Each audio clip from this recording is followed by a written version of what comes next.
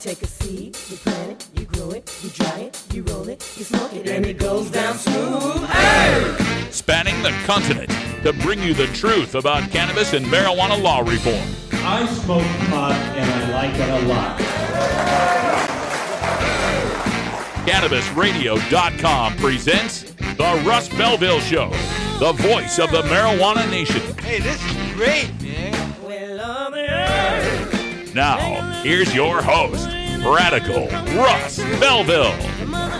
Good day, tokers and tokettes and non-toking lovers of liberty. It is Tuesday, October 18th, 2016, and it's got to be 420 somewhere in the world, and just 3 weeks away from marijuana election night 2016. Oh my God, I can't believe how close we are to radically altering not just America's, but the world's prohibition of cannabis. This is going to be a momentous occasion. We'll be there live in Los Angeles at the Drug Policy Alliance watch party for Prop 64, bringing you live coverage on CannabisRadio.com from 3 p.m. to 9 p.m. Pacific time. We're covering all the time zones an hour before the first polls close in the East through an hour after the last polls close in the West. We'll have guests on from the campaigns. We'll have reporters at the campaign watch parties. We'll speak to celebrities, policy wonks, and even some of the opposition we're going to have on the show. We're going to be fair and balanced here. So check that out coming out Marijuana Election Night, Tuesday, November 8th, 3 to 9 Pacific time. Oh boy, on today's show, so much to get to because we are just getting so much information and so much polling coming from the marijuana election night. And we're going to get to that here 3 weeks before the election in our drug war data mining. I'm going to run down all the latest polls. We got a few updates for you, let you know how reform is proceeding in this country. Before that, though, we'll get to a behind the headlines segment talking about our opponents. I've downloaded a whole bunch of the anti-marijuana ads that they're hearing in Florida, Arizona, Massachusetts, California, and Nevada. We'll play a few of them here in hour one. We'll save a bunch of them for hour two, especially one of them I can't wait to hear, ripping off Jimmy Kimmel. And you know Jimmy Kimmel live on ABC. He's got that mean tweets, you know, where the celebrities come on and they read the awful, insulting tweets that they get. Well, this one is kids read mean tweets from marijuana supporters. So we're going to take a listen to that in hour two. Also coming up on the show today, we'll get into the activist agenda because we are prepping for marijuana election night. And joining us today, we'll have Genevieve Sheridan. She is in Marion County, Oregon. That's where Salem, Oregon is. That's our state capital here. They're looking at a ban that they want to get overturned on marijuana businesses. And we'll talk to her about the campaign, how that's going, and how we can help if we want to get some marijuana businesses going there in our state capital. So that'll be coming up at 1:30. Stay tuned for that. Also on the show today, we'll have time for a radical rant where I'm going to take the time to swat a dragonfly. That's right, Dragonfly de la Luz is back. Just like the crickets, the cicadas, they reappear every so many years, right? Well, every time there's a legalization initiative in California, Dragonfly de la Luz will be there to try to convince you that you should vote to remain a criminal. So we'll talk about that coming up in the Radical Rant. Of course, we've got our Cannabis Radio news as well, all sorts of headlines. We've got an update on that governor's wife. You remember that story we told you about in Utah? Well, there's been a deal in that case, so we'll talk about that. We've got some overseas news from Turkey where they've reformed some of their cannabis cultivation laws. Great news happening over there. And we've got other stories coming to you from Oregon, a stupid stoner story. We've got a story coming out of, Alaska. Great one on a elementary school gone bad. And a sad story of gunfire over a marijuana deal gone bad in California. That's all coming up. Plus, hour two, Toker Talk Radio. We take your calls live at 650-LEGAL-MJ, 650-534-2565. We're going to take a break. We'll be back with the Cannabis Radio News next. This is the Russ Belville Show on CannabisRadio.com.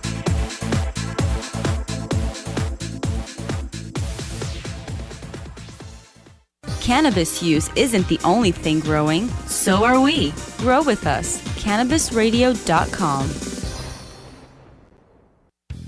The cannabis industry is growing, business is booming, and as new opportunities arise in newly legalized states, each market is getting more competitive. Today, it takes more than just being a good grower. Do you have the resources to market and handle this ever-changing business landscape? Let Canna Management Corporation help you grow your cannabis business with our vast resources and experience to make your business a fully functional service company, financial management, HR, sales, marketing, efficiency, and more. CMC has the experience and the expertise to improve your business and help you better meet the demands of your clients and customers. Call Canna Management Corporation and let our team get you ready to grow. 415-269-8015. That's 415-269-8015. Or visit canna-management.com.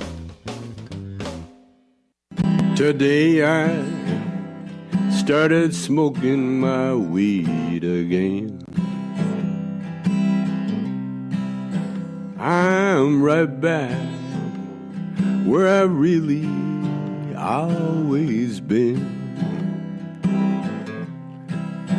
I got over my weed just long enough, let my probation end. And today I started smoking my weed again. Hey boy, pass me that joint.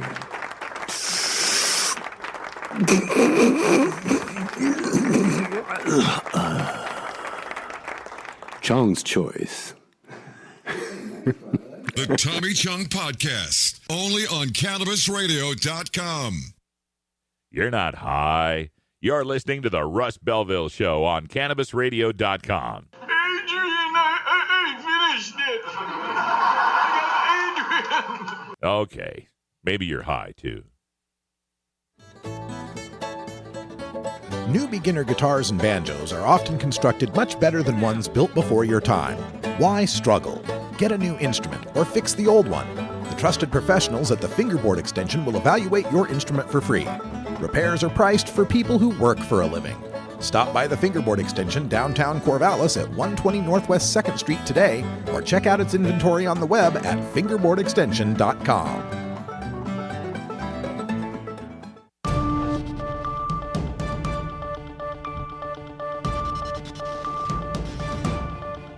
It's time for the Cannabis Radio News, covering the latest headlines in consumer cannabis, medical marijuana, and industrial hemp. Cannabis Radio News is now available exclusively at CannabisRadio.com. Now your marijuana headlines in 4 minutes and 20 seconds. This is Cannabis Radio News. This is your Cannabis Radio News for Tuesday, October 18th, 2016. Turkey has legalized cannabis production in 19 provinces in order to crack down on illegal production, according to new regulations by the Ministry of Food, Agriculture, and Livestock. Published in the Official Gazette late September, hemp cultivation and control of regulations will allow highly controlled and ministry-sanctioned cannabis production in the selected provinces for medical and scientific purposes. Under the regulations, growers must obtain permission from the government, allowing them to grow the plant for a 3-year period, the Turkish newspaper The Hurriyet reports. Potential growers must produce a warrant proving they have not been involved in any illegal cannabis production activity or narcotic production or use in the past. The wife of Utah's Democratic candidate for governor pleaded guilty to misdemeanor pot possession charges connected with 2 pounds of the drug found at their house. The plea deal calls for a fine and probation rather than jail time for Donna Weinholtz, who was charged after postal workers found a small amount of pot she tried to mail to the couple's home in California earlier this year. Mike Weinholtz revealed the investigation during his party's convention in April, shortly after it began, and said he would then push to legalize in Utah the medical use his wife needs for chronic pain. She agreed to serve 1 year of probation and pay a $3,800 fine in the plea deal that also calls for her record to be cleared if she stays out of trouble for the next year. Prosecutors declined to file the felony possession charge Utah maintains for possessing over a pound of marijuana, which can earn a sentence of 5 years in prison. An apology was issued Tuesday after an automated phone message from an Anchorage elementary school Monday night urged parents to attend a city assembly meeting and voice opposition to marijuana retail stores on the agenda. That message from Campbell Elementary School should never have gone out due to its partisan nature, said Anchorage School District spokesperson Heidi Embley. The message was sent out by a staff member, not Campbell Elementary Principal Michelle Johansson, according to Embley. Embley said she did not know the staff member's name. When pressed about the staff member's position, Embley replied in an email that the principal was taking responsibility for the message, saying, quote, "This was not something that should have happened or will happen again in the future," end quote.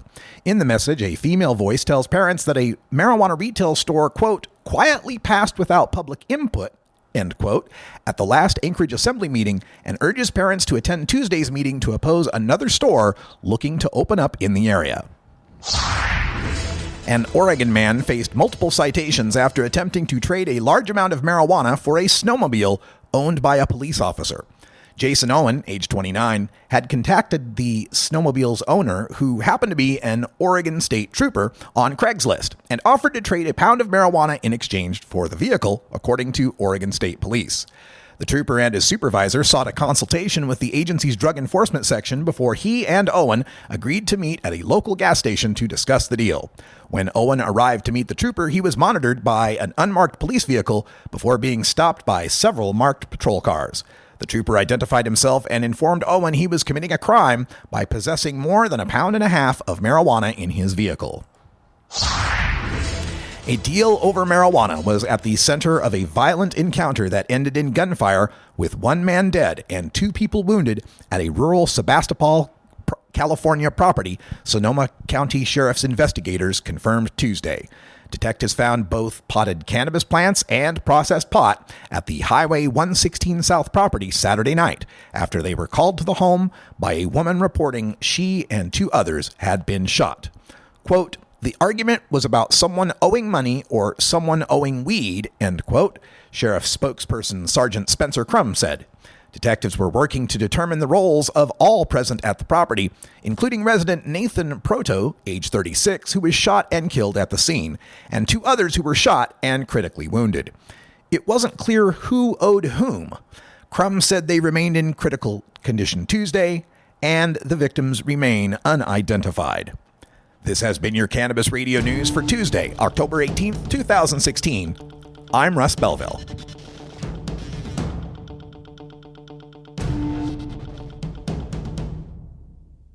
We don't limit how much you smoke, and we don't limit where you listen. Cannabis Radio is now on iTunes, Stitcher, and iHeartRadio.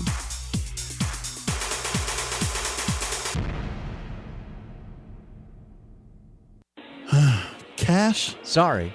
I don't carry around cash, and I don't want to use the ATM and pay surcharges. You don't need to carry cash. Haven't you heard about PayQuick? Okay, tell me about PayQuick. It's the safe and easy way to pay. It works just like your debit card to securely pay for your purchase, and it gives you rewards points every time you use it. Nice. PayQuick, the safe and easy way to pay. PayQuick.com. Not enough money for schools. Since we made marijuana legal, our schools are better and our kids have more opportunities. Crowded courts mean police cannot protect our streets. The great thing is that here in Colorado, law enforcement is able to focus on the #1 priority for all of us, which is preventing violent crime. Never enough money. Since the passage of Amendment 64, I have seen an increase in resources for our schools. It's your turn to regulate marijuana. You're not high. You're listening to the Russ Belville Show on CannabisRadio.com. Woo! Okay. Okay. Maybe you're high, too. Hey everybody, it's Radical Russ here from 420 Radio, inviting you to be like me and get your ink done at Lucky Horseshoe Tattoo, Fort Worth's most female-friendly, clean, sterile, awesome tattoo shop. Thomas and his crew are true artists who can design you a custom piece or use a design you bring in. Lucky Horseshoe Tattoo also offers all styles of tattooing as well as piercings and all-around fun. In the DFW area, stop by Lucky Horseshoe Tattoo and tell them Radical Russ sent you. Trust me, it'll feel awesome. The world of cannabis is evolving at a frenetic pace. The Russ Belville Show gets behind the headlines to take a deeper look at breaking news in our Cannabis Focus. Today in the Cannabis Focus, we want to take a look at marijuana election night 2016 coming up in just 3 weeks, and the money is starting to pour in on the opposition side. News was revealed today that Sheldon Adelson, the casino billionaire in Nevada who owns the Las Vegas Review-Journal newspaper, has poured another $1 million into anti-reform efforts, this time in the state of Massachusetts, where they are voting on Question 4.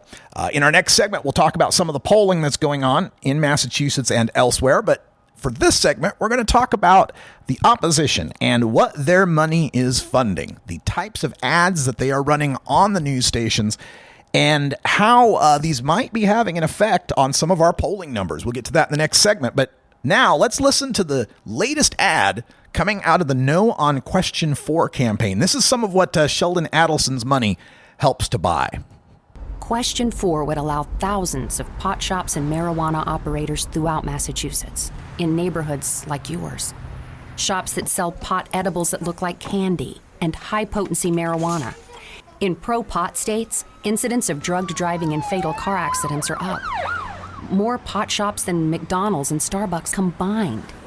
Higher potency, dangerous drivers. It's the reason health professionals are urging you to vote no on 4. See, that's the framing they want to use. It's coming straight from Kevin Sabet, the edibles. They know that is a big scare talking point for parents, that the kids are going to get the marijuana gummies. Oh my God, we got to worry about this. This is the type of framing we're going to hear. And it's important that we counter these frames. With the gummy frame, I always like to counter with the gummy vitamins, the chocolate X-Lax, pointing out that we don't blame parents we don't blame the chocolate X-Lax if the kids get into it and get sick. We blame the bad parenting. The other part of that ad that I want to make sure that we attack is this: more dispensaries or more pot shops than Starbucks and McDonald's combined. This is an apples to oranges comparison. They're saying, oh my God, there's going to be so many pot shops, a plethora of them, more than Starbucks and McDonald's combined. But ask them this: how many locations are there where a person can get a cup of coffee or a hamburger? See, the distortion they're using here is to compare all retailers of every cannabis product to one retailer of coffee or one retailer of hamburgers. So it's an apples to oranges comparison that tells us nothing. However many pot shops there may be will be enough to satisfy the market. It's not as if we make a whole bunch of pot shops and it's going to force more people to smoke pot. It's just going to take the deals off of the streets and out of the parking lots and parks and put them into stores where IDs are checked and taxes are raised. Now, Sheldon has put a lot of money into Florida as well. Here's one of the anti-medical marijuana ads in Florida. This is a pharmacist. Qualifications: 4 years of medical training and 2,000 hours of clinical experience. This is a bud tender. Qualifications: no medical training, no clinical experience, but knows a lot about pot firsthand. With Amendment 2, pot will be legally dispensed by bud tenders, not pharmacists. In pot shops, not pharmacies. No prescription needed. That's not medicine. It's dope dealers with storefronts. Vote no on Amendment 2. And of course, this is a classic case of leaving out the important detail. And that is, we'd be fine with medical marijuana being dispensed by pharmacists. We'd be fine with it requiring a prescription. But the federal Schedule I designation makes those things impossible. It's just impossible. We cannot have pharmacists. We cannot have prescriptions. This idea, trying to demonize and scare us that there's a bud tender that doesn't have a whole lot of pharmacy experience, is irrelevant, because pharmacists need that experience because they're dealing in toxic and addictive substances that have cross-drug interactions that can be fatal. A bud tender is selling an herb that has no possible risk of overdose and has never killed anybody and has no known drug interactions save Viagra, and it only just makes Viagra better, folks. So they are really trying to just throw everything up against the wall, see what will stick, and scare the hell out of the voters. We're not going to let them. Man, I'm not going to any more of these bullshit Puno parties. I hear you, Mr. President.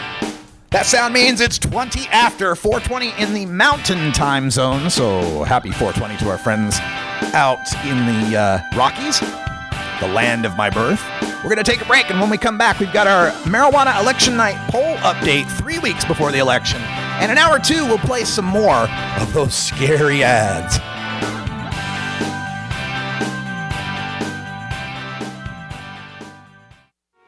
Maui Wowie, Acapulco Gold, California Kush. Our strains stretch everywhere too. This is the Cannabis Radio Network.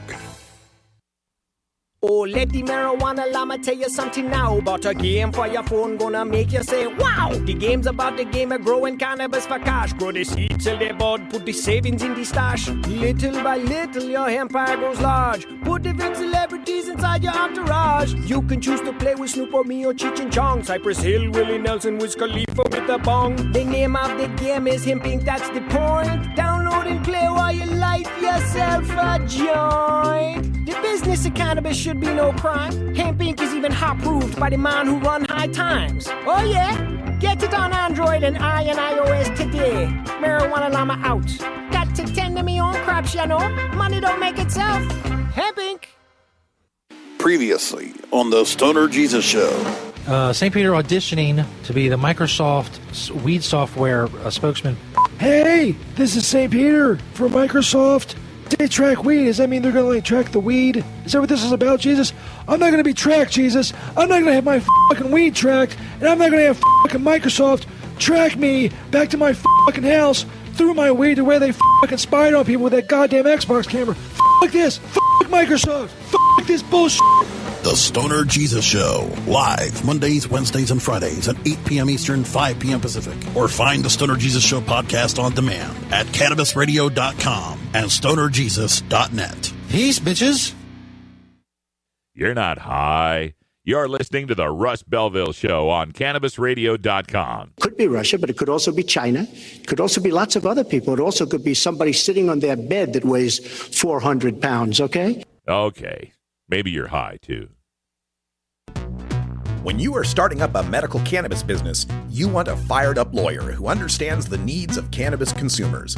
The law office of Lauren Vasquez is your fired-up lawyer for the cannabis industry.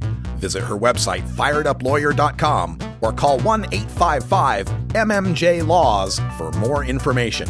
That's 855-665-5297 for Lauren Vasquez, your fired-up lawyer, or email fireduplawyer@gmail.com. Promoting the end of adult cannabis prohibition is easy because we have facts, science, reason, compassion, evidence, truth, and logic on our side. It's even easier when researchers catalog it all for us. Learn how to gather the facts on marijuana use, arrests, seizures, rehabs, drug tests, and more on this edition of Drug War Data Mining. Today in the Data Mines, 3 weeks before we vote on marijuana election night, we've got the latest polls in the 9 states that are voting on reform, and let's give them a rundown. Starting with the big jewel, California's Prop 64. The latest poll is out, IGS field poll, showing a 60-31 support for marijuana legalization in California.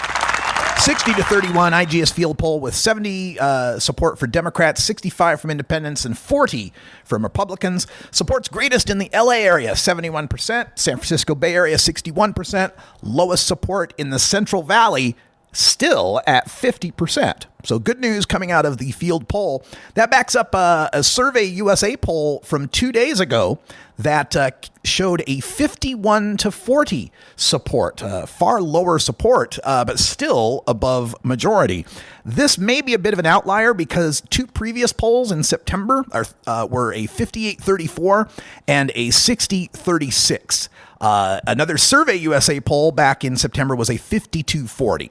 So Survey USA seems to be the low pollster in California, but even then, they're only registering 40% opposition. SC Dornlife, USC, LA Times had a 58-34 in September as well. In Arizona, we've got a new poll out from Arizona Higher Ground. Interesting name for a polling firm on marijuana. The poll shows a 50 to 45 support for legalization under Prop 205. That's up from the previous poll the day before. Yesterday's poll, Data Orbital, had a 44-45 opposition. So very, very close in Arizona. That's up, though, from an OH Predictive Insights poll in September that was 43-47.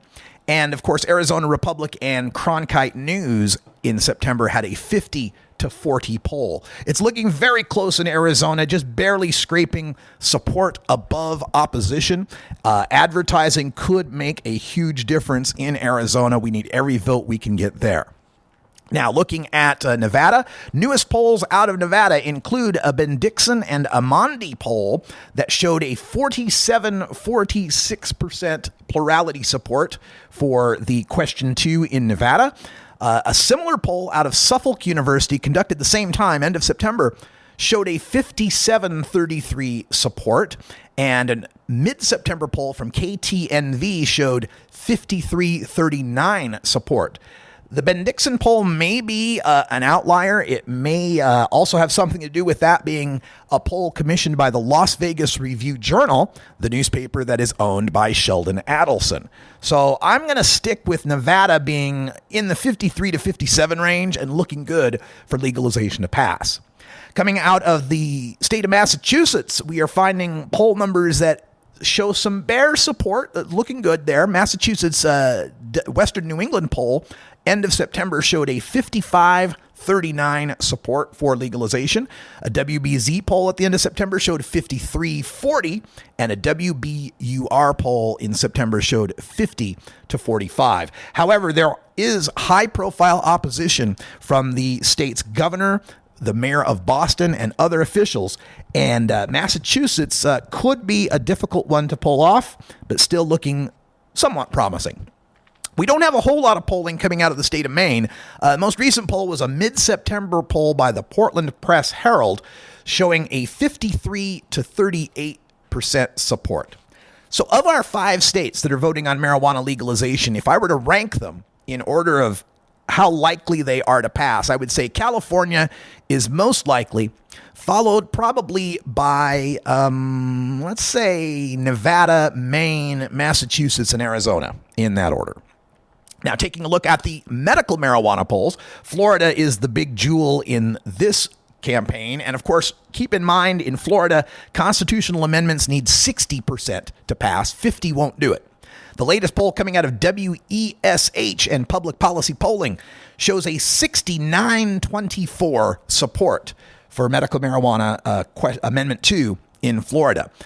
Other polls from September show, Public Opinion Research shows 77-18.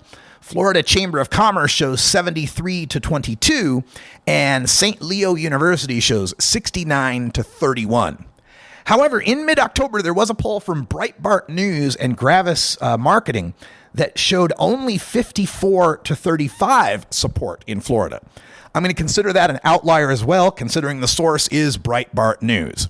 I'd say Florida is almost a lock to pass medical marijuana with its support way up there in the high 60s, low 70s. In Arkansas, the polling is 2 separate measures. Issue 6 is the medical marijuana that's the strict dispensary only one. This is most recently got 49-43 support. This was a mid-September Talk Business and Politics poll. Issue 7, the medical marijuana that is more liberal and would allow some people to grow at home, is way behind. A mid-September poll from Talk Business Politics showed it at 36-53% opposition. The only item I can find in our marijuana election night that actually has majority opposition is issue 7 in Arkansas. North Dakota, we don't have any polls. Last poll in North Dakota was 2014, and it was a 47-41 support. And that was just the generic idea of medical marijuana, not the actual text of the measure. And in Montana, with its Initiative 182 to reform and restore the medical marijuana program there to its previous glory, no polls. Can't find a single poll coming out of Montana on Initiative 182. Neither can I find polls on Denver's social use initiative, but we did get a poll from a state that's not voting on legalization this year. A new poll out of Delaware shows a 61 to 35% support for legalization. That's our polling update for marijuana election night. We'll do it next Tuesday and get you updated. Stay tuned. We've got a MJ election night preview with Genevieve from Marion County, going to tell us all about what's going on to stop the bans. Genevieve Sheridan when we come back. This is the Russ Belville Show on CannabisRadio.com.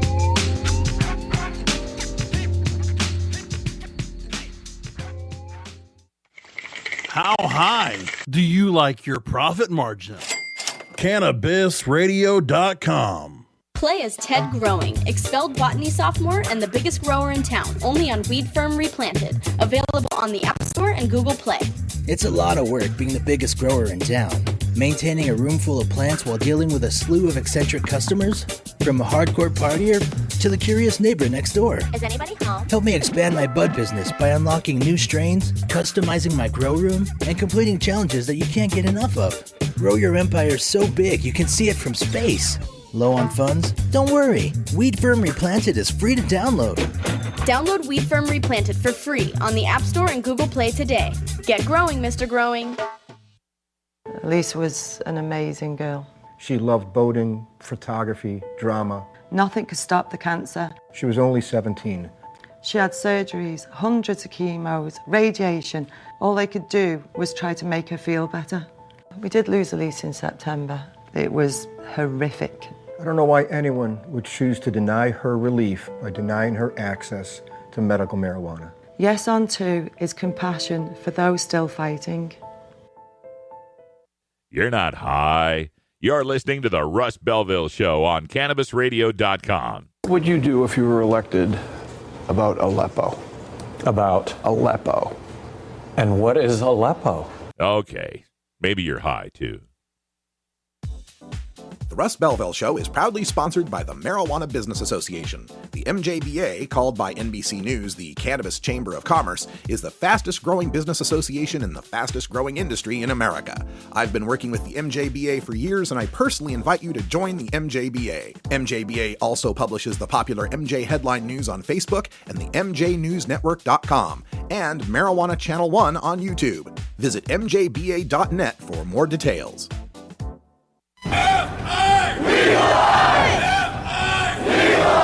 You're listening to Cannabis Radio News' exclusive coverage of Vote 2016, The Path to Cannabis Freedom, only on CannabisRadio.com. Welcome back, everybody. It's 33 after the hour, and today in our Marijuana Election Night preview, we are taking a look at some of the local issues that are happening here in the state of Oregon, where marijuana legalization passed in 2014, and yet we still have many places around the state that are rejecting the will of the voters, rejecting marijuana legalization, and specifically the businesses and licenses that are needed to conduct commerce in these places. Joining us today, we've got Genevieve Sheridan. She is in Marion County, and for those of you listening, Marion County is just south of me. It's the county that contains Salem, which is our state capital, so there's a lot of political awareness going on there. And we'll get an update here on what's going on with Genevieve. How are you doing, Genevieve? I'm doing well, thank you. Well, thanks for joining us here. And we were just curious about this campaign. I noticed there was 2 different numbers as far as initiatives go. Let our listeners know, what are the issues that we're voting on in Marion County? So Measure 24404 could potentially ban medical cannabis processors and dispensaries in the unincorporated county. And 24405, if we vote yes, would allow us to repeal the current recreational ban in the county. Okay, so it's 2 separate issues because one is medical ban and the other one is recreational ban? Right. Okay, and so this medical ban isn't in effect yet, but the recreational one is? Right. So basically, the county commissioners have referred the recreational vote back to the voters because it was such a close vote before. And so we have the chance to repeal right now and allow recreational cannabis businesses to operate outside of the city limits of Salem. The city has allowed pretty much everything within the city limits, but a good portion of our city is not incorporated, and you would not be able to know just by looking at it. I see. Okay. So an attempt to ban medical, which we'd want to vote no on, and an attempt to repeal the rec ban, which we'd want to vote yes on, just so everyone's clear, right? Oh, no. Actually, vote yes on both, because yes the way on that it's worded, we need you to vote yes to say yes to cannabis. Okay. See, that's the thing, is sometimes these initiatives make the ballot. I mean, a perfect example is in Montana. When they shut down the medical program there was a referendum to veto this new bill that had shut down the program. But it was one of those weird situations. You had to vote yes to say no. You had to vote no to say yes. So let's make sure everyone knows. It's vote yes for cannabis. Yes. The way it's worded is, should it be allowed? And so vote yes to allow it. Okay. So have you heard from any of the growers, processors, or retailers affected by these bans in the rural areas? I mean, how many are these affecting? Well, there's a handful in Salem. They have Salem addresses, 2 dispensaries that do a huge amount of business are looking at moving right now. They're worried that November 8th will come along and they'll have to move, so they're already setting up new properties within the city limits. They're literally almost right across the street from the city limits. Huh. It reminds me of when you go to Lake Tahoe, California, Nevada, right? You go right across the street and there's casinos. Yeah. Across the street the other way, there's liquor in the grocery store. It's just a weird thing. What's the opposition like there in Salem? You said this was the council that was putting this on. Are there others that are kind of backing them? So it's the county commissioners that have referred this back to the voters. The city council in the city of Salem is really happy with the cannabis industry, and our mayor-elect, Chuck Bennett, has said that the industry is working out really well within the city limits. He thinks, that we can expand this success into the county. There is some opposition, and I know that farmers would like to be able to vote on growing separately from retail. So maybe, there's a need to have a measure split up between growing and retail and processing. But right now, 24405 covers everything, all licenses for recreational cannabis. That's an interesting point you make, because I think people that might be concerned about, say, a storefront might not have the same concern about a grow, or vice versa. Exactly. Interesting that it's put that way. So how can people help out? Is there a website or donations or contact information you want to give out? Go to voteyeson.org. You can sign up to volunteer, you can contact us, and you can donate right there. There's a PayPal button. Fantastic. Voteyeson.org. Yes, and we're having a gathering this Saturday at Gilgamesh Brewing so that people can come out and get more information. Oh, yeah. Give us the times on that. Is there any costs? What do people need to know? Yeah, so it's Gilgamesh Brewing in Salem, Oregon, 3:30 to 5:30. It's $35 a ticket. We have appetizers and refreshments. We have a great speaker lineup with Representative Ken Helm, Attorney Lee Berger, Jenny Dressler from the Oregon Farm Bureau, and Brent DeHart, past president of the Salem Chamber of Commerce. Glad to hear that lineup, especially Leland Berger, the attorney, well-known here in Oregon, has argued all the way up the Oregon Supreme Court for our rights. And full disclosure, he's an esteemed member of Portland Normal that I founded up here in Portland, and heads up our legal committee that's looking to expand our rights. So I'd encourage everyone, check out that at Gilgamesh. That's this Saturday, correct? Yes.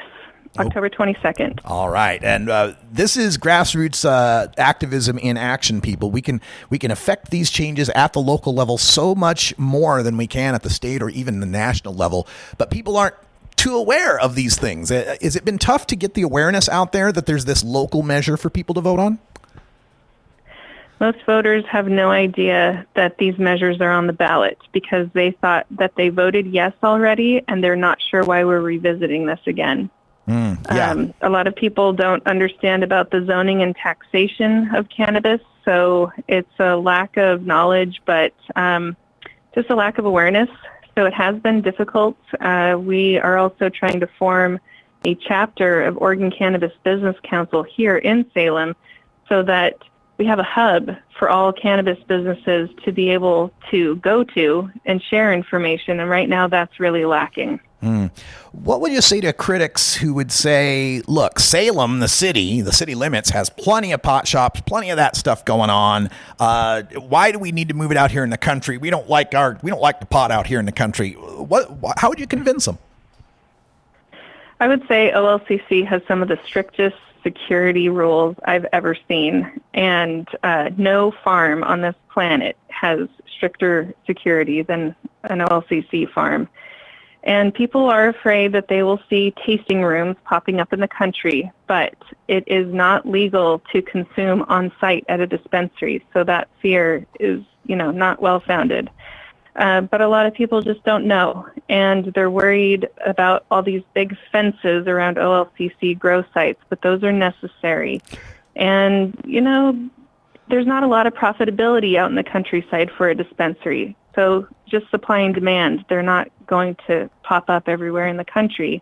But I do think it's necessary to allow farmers, especially beginning farmers, the opportunity to diversify their crops and realize a significant amount of income from something that they're excited about doing and that will actually help sustain their family farm. Sounds like we're damned if we do, damned if we don't. Like we want to put a farm out there and they say, oh, it's dangerous, it's pot. Oh, we gotta, okay, so we'll put some fences up and guard it. Oh no, there's fences, we don't like it.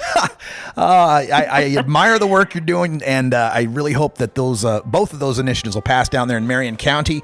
Check out, was it voteyeson.org if they want to help out? Yes. All right, voteyeson.org. Genevieve Sheridan down there in Marion County. Thank you so much for the work you're doing, and good luck this election. Thank you for having me. You betcha. All right, stay tuned, folks, and when we come back, we'll have time for a Radical Rant where, oh my God, it's that season again. Time to start swatting dragonflies. We're back right after this.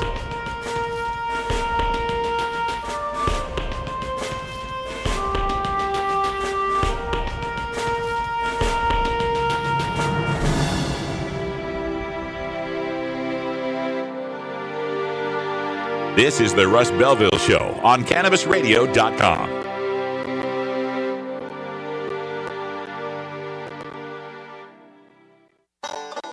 Seed to sale, clicks to conversions, and more. You're listening to the Cannabis Radio Network. Mindful of sustainable practices and limiting their environmental footprint, Sansal hemp is always grown outdoors, as nature intended. By starting with uniform genetic profiles, Sansal ensures the plant will maintain its optimal performance and yield consistently throughout its life cycle. It is through innovative processes that Sansal is able to achieve pure whole hemp extracts and meet industry requirements and the level of quality desired by many of their customers. Healthy plants, healthy people. SansalCBD.com. Improve your lifestyle naturally. Ignite the conversation on some trending topics along the Cannabis Radio social media network. Join our crew of thousands on our Cannabis Radio page on Facebook or at Canna Radio, CANNA Radio on Twitter. Plus, look for our Facebook and Google Plus pages for all of our original programs and connect with Dr. Dina, Kyle Cushman, Dr. Mitch Earlywine, Nurse Heather, Doc Rob, the hosts of Ganjapreneur, and more. Connect with the growing Cannabis Radio social crusade at Canna Radio on Twitter or search for Cannabis Radio on Facebook, Google Plus, and Instagram and grow with us. The Russ Belville Show reminds you to never smoke and drive impaired. Hang out for a while and share. At Herbie's Cannabis Seeds, we pride ourselves on bringing you the best quality seeds from the world's most respected cannabis seed producers, all at the lowest online prices. You can find Herbie's Seeds at herbiesheadshop.com. All cannabis seeds are sold as souvenirs and as a means of preserving cannabis genetics. Herbie's Seeds in no way intends to condone, promote, or incite the use of illegal or controlled substances. We strongly urge all prospective customers to check their national laws prior to placing an order. Herbie's Seeds at herbiesheadshop.com. Proud sponsors of the Russ Belville Show and 420 Radio.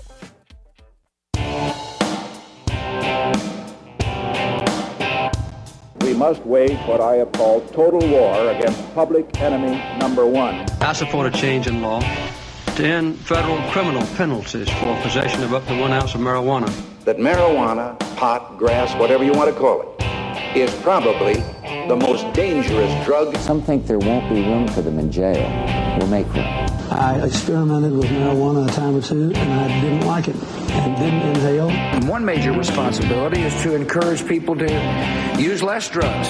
Entirely legitimate topic for debate. Radical Rant. Well. Today in the rant, we take a look at the website connectionmags.com. That's with a Z. Connectionmags.com, where once again, my nemesis, Dragonfly de la Luz, what Batman villain would she be? Poison Ivy, maybe?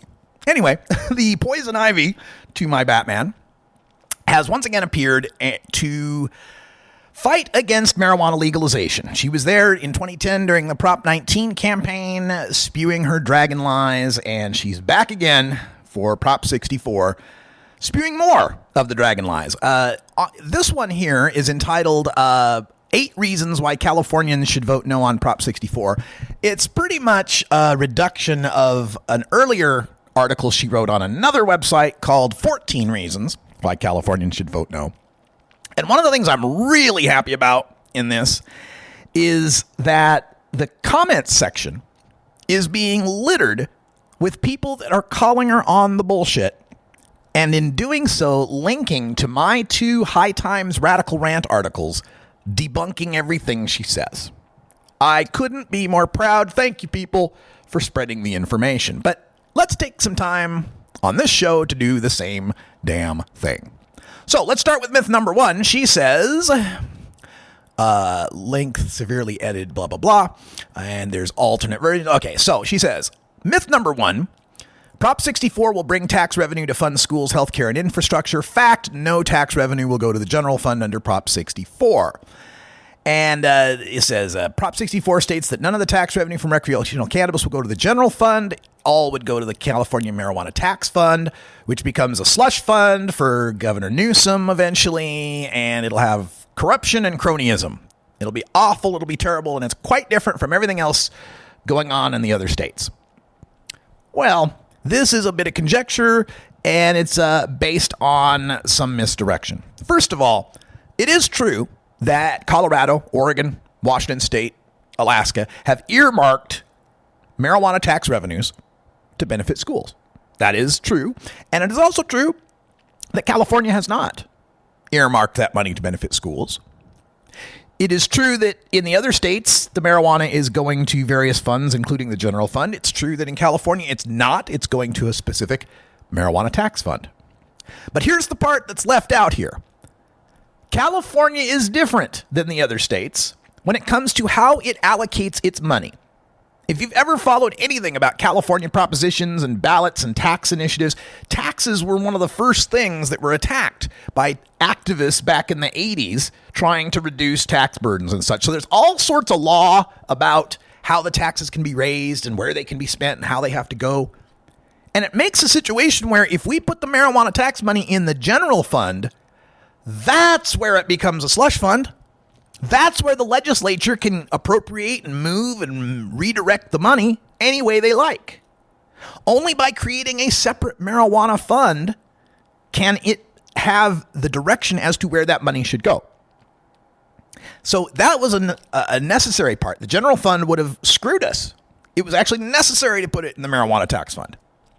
Now, the complaint that it's not going to the right places, that the marijuana money is not going straight to the schools, is also a situation that's unique to California because it has to do with how the statutes already allocate money to go to the schools. So the marijuana fund is putting the money where it can, based on all of the ties and all of the restrictions already built into California tax code. And as far as this being cronyism and corruption and Gavin Newsom like he's some sort of evil mustache twirling cartoon villain, this is not much different than other sorts of allocations where legislators and committees decide where money is to go. If you're upset about cronyism or corruption, that's a whole separate issue than whether or not we stop locking people up for growing marijuana plants. All right, let's get to her myth number 2. She says, myth number 2, Prop 64 legalizes home grows for all. Fact, few could legally grow under Prop 64. And she mentions that Prop 64 allows cities and counties to ban all but indoor cultivation. And 75% of local governments have or are considering bans. Okay, so if they have them now, if the bans already exist now, and those bans can ban indoor growing, how are things getting worse by Prop 64? Allowing at least indoor grows to exist? Now, the other part they mention is that the home grows are 6 plants or less. It would only apply to residents of a few localities. It's 6 per residence, not per person, under highly restrictive conditions. And it would be extremely difficult under most conditions.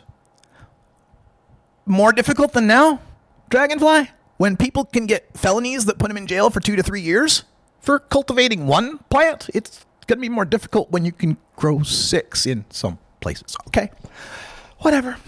All right, let's get to myth number 3. Prop 64 will protect small farmers. She says it will decimate small farmers. She says the anti-monopoly provisions only apply in the first 5 years of legalization. That is wrong. That is absolutely wrong. The thing that applies for 5 years is the cap on the grows over 1 acre. So for 5 years, actually it's 3 because the licensing starts in 2018 and so on. So for the 3 years that licensing begins and the farms start, not only are the big players kept out by a residency requirement and by this limit on the mega-sized grows, but there's also a licensing priority given to the existing players, aka the small farmers. Now, as far as this anti-monopoly, these people throw the word monopoly around. I don't even think they've seen the board game, much less read the definition. Monopoly means an industry controlled by one entity. There will be hundreds, maybe thousands of farmers licensed under Prop 64, all the way down to the micro business level, craft kind of cultivators and so forth. So it can't possibly be a monopoly unless one guy goes and buys all the licenses from everyone. Then maybe it's a monopoly, right?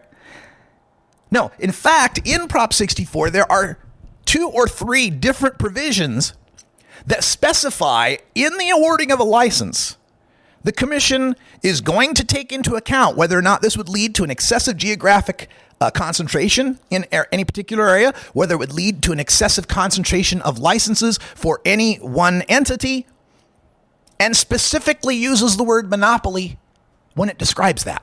And those parts don't expire. Hezekiah Allen, she quotes Hezekiah Allen from the California Growers Association, who says it could result in a catastrophic economic collapse for huge swaths of California. Look, I'm sorry that you built 3 generations worth of your family's budget on the artificial price support that prohibition creates by locking up mostly poor, mostly minority people. But you do not deserve to earn a living based on other people's misery.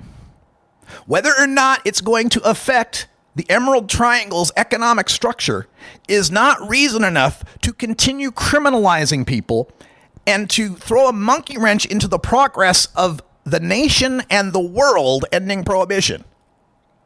Now, I'm not unsympathetic to small family farmers, small businesses, people struggling to get by.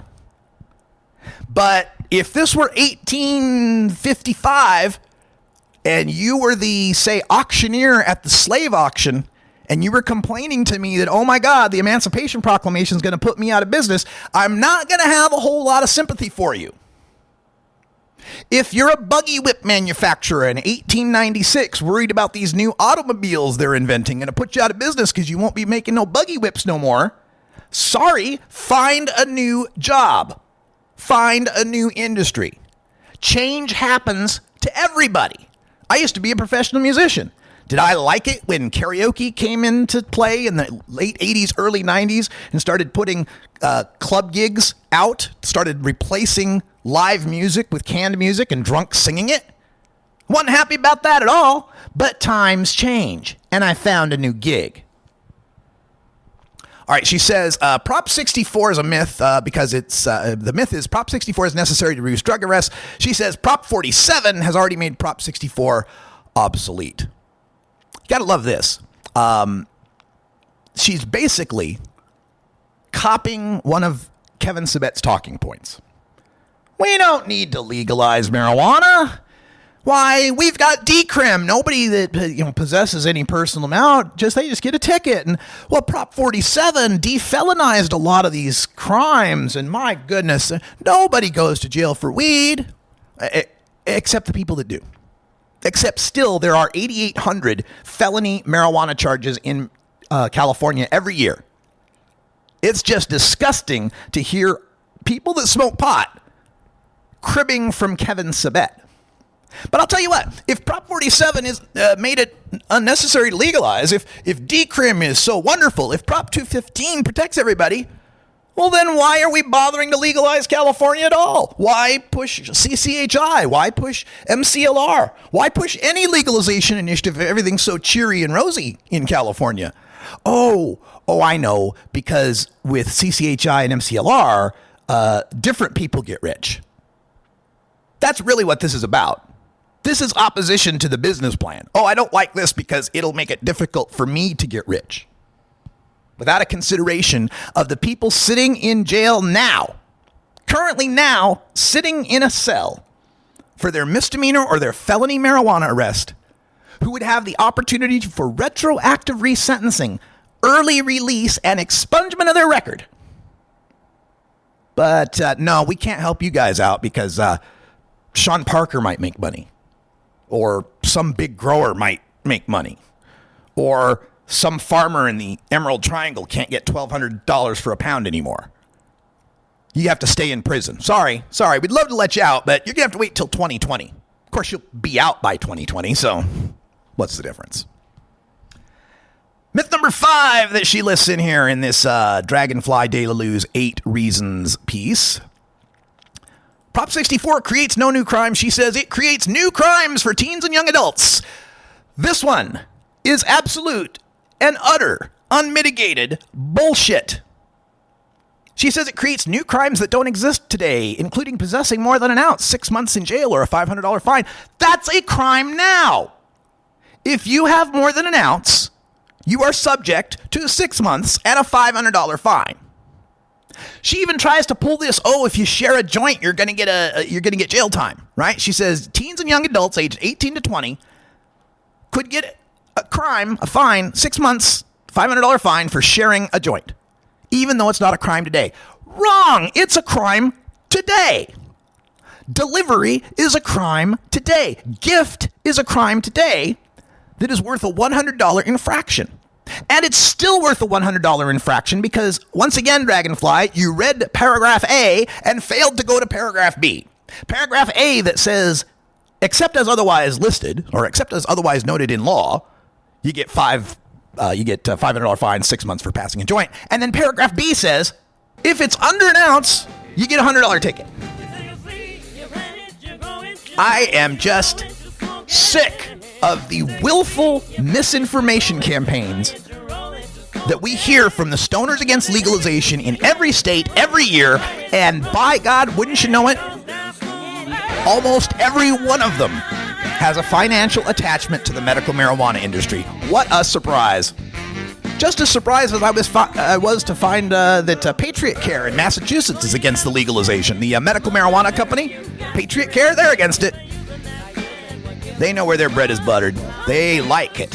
When these folks talk about monopoly, folks, the monopoly they know is the monopoly of the medical marijuana law, the monopoly of the doctors writing the permission slip, or the monopoly of the weed dealer. That's what they're protecting.